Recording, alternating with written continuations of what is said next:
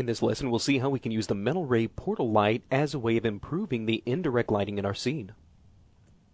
So let's go ahead and open up the start file for this scene and just quickly render this out. So you can see right now we have just a very simple setup. We have one single directional light that's responsible for casting some of this light that we see on the floor. And in our camera, we actually have just a little bit of a blue environment set up. Now, to illustrate this problem that we are going to run into, let's take a look inside the render settings. In Maya 2009, you can take a look inside the indirect lighting tab, and let's enable Final Gather. And this will illustrate a problem that we'll run into whenever a lot of our indirect illumination is going to be coming from outside. You'll see that the Final Gather rays are really not able to sample just a tremendous amount of our environment. And as a result, we get these very, very dark results, and you can see that overall the results are very, very noisy. We have a lot of splotchiness because so few of these Final Gather rays are able to reach out and sample this environment and return that back to the point. A lot of these Final Gather points are actually reaching out and sampling a lot of this dark area. So let's save this image for comparison. And now let's see what we can get using the portal light. Now the portal light can be connected to either a Maya Spotlight with its area light option turned on, or to an area light itself. In Maya 2008 and 2009, it's actually recommended that this shader be connected to an area light rather than the Spotlight with the area option turned on. So let's take our Spotlight, and what we want to do is take this area light, rather, and scale it up to the size of the window, or whatever opening the sunlight is going to be coming in through. And we'll take this and place it right over the window opening. Right? We can even just put this right in front. Now this portal light will act as a way of creating a much cleaner indirect lighting result. So the way that this works is it will actually prevent these indirect lighting effects from coming through the window, and it will instead block this window and try to cast direct lighting into our scene that is the color of our environment. So let's start. Before we actually assign this as the light shader to our light, there are a few very, very important options we need to enable in the light itself. So with our area light, we need to go down to the area light section for our mental ray, and we need to make sure it's set to use the light shape. We'll leave this set to a rectangle, and we also need to make certain that the visibility checkbox is turned on. So what this will do is right now this will actually cast direct light into our scene. But what you can see is with the visibility checkbox turned on that this actually becomes more like a light card, and this is actually a visible piece of geometry now. So this is very important for the portal light effect to work. So now with those options turned on, we can go to the light shader, click on our checker box, and we can plug in the Mental Ray portal light. Alright, so once this is enabled, now we can save this for comparison and see what we get. So you can see now that the effect of the Final Gather, or the effect of the area light itself, is really not visible anymore. You see what we had before. But if we take a look at this intermediate render, let's go ahead and just throw this away. If you take a look at what we had before compared to what we have now, you can see that the result is much, much cleaner. There's overall a lot less noise that we have in our scene, and we're able to get a little bit more realistic light bouncing effects. So really, as I mentioned, behind the scenes, this area light with the portal light enabled is acting as now a direct light source that's casting direct light into our scene. But what's nice is the color of that light is actually being derived from the environment that's behind it. So let's take a look at some of these portal light options.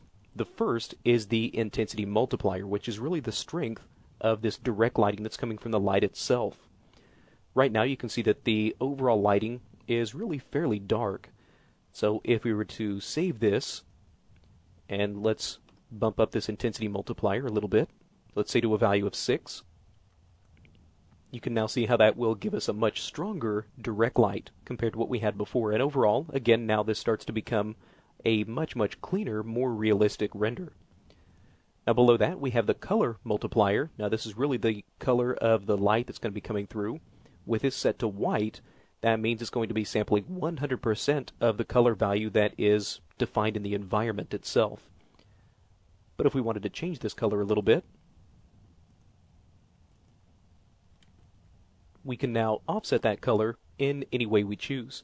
Now you will notice that this is only affecting the color that's coming from the area light itself.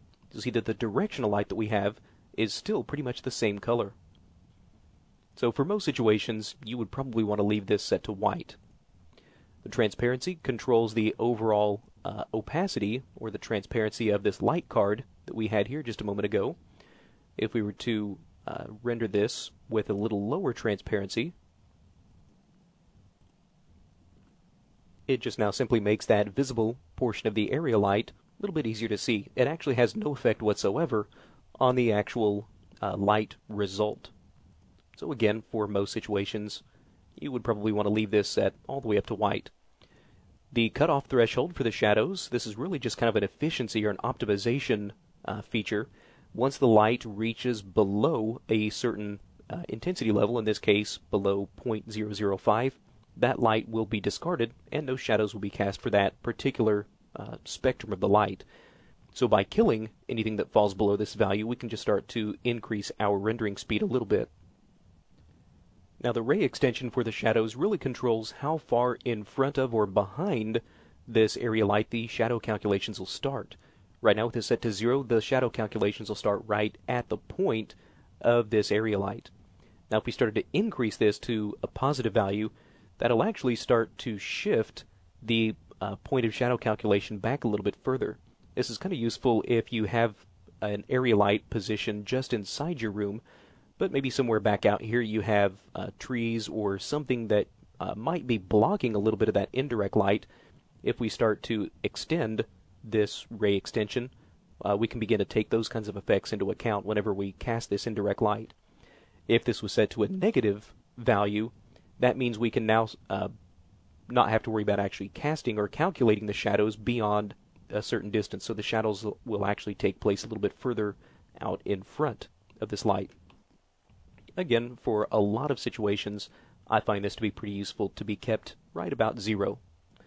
Now the emit direct photons, what we'll do with this option enabled, is instead of actually casting any sort of direct light into our scene, which is what we're doing now, this will instead cast some kind of photons into our scene, which again are basing their color based on the environment.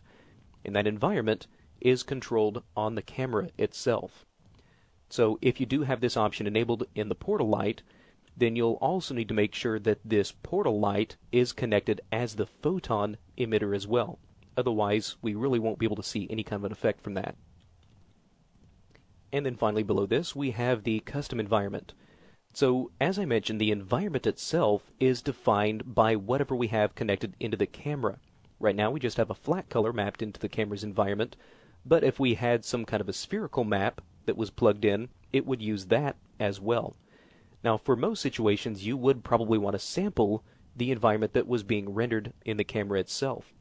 But if for whatever reason we had something set up in the background for an environment shader, but maybe we wanted this portal light to be able to sample color information from a different environment, we do have that option, so we could in that situation use a custom environment, plug in our own custom environment shader, and that way the final gather calculation will happen from a completely different environment source than what is being rendered. And again, for most situations you would probably want to leave this turned off, so that way you are actually sampling light information from the same environment that you're rendering. But if you do need that level of control, it is always there, so that is nice to have. So that's a look at the actual portal light, and you can see how this becomes a very, very useful feature for improving the quality of our indirect lighting result, especially when using things like Final Gather.